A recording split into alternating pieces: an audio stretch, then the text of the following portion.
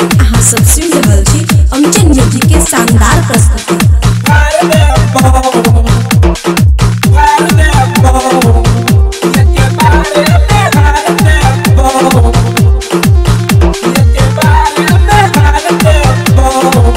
खुशी recording studio Balwaha. DJ Mananjay Shiva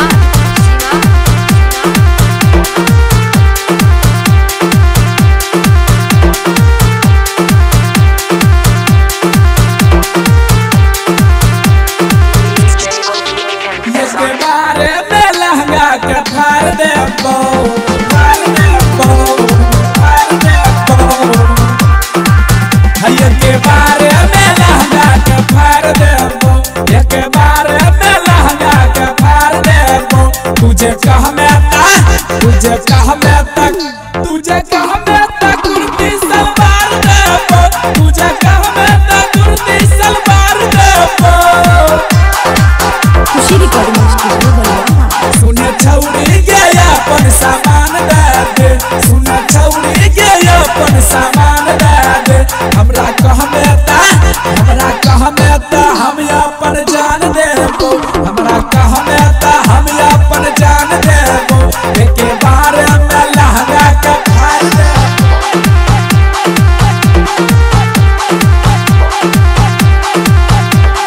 DJ Mananjay Shiva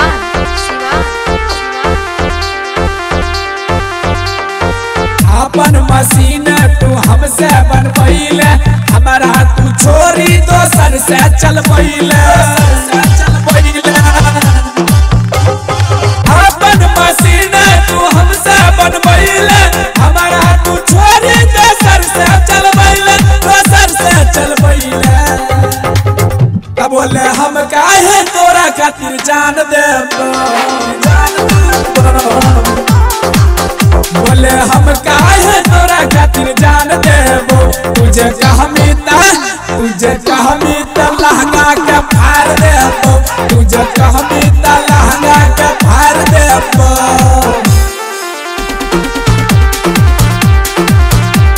खुशी recording studio Balwaha.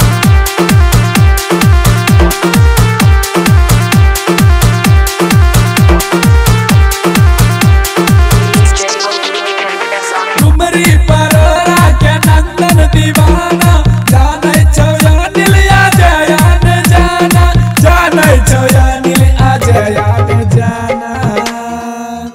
अइहे डुमरी परोरा में मान देबो, अइहे डुमरी परोरा में मान देबो।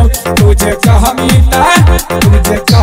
त लहंगा के फाड़ देबो, तुझे कहमी त लहंगा के फाड़ देबो, तुझे कहमी त लहंगा के फाड़ देबो। रिकॉर्डिंग बाय गुड्डू छैला बिहारी।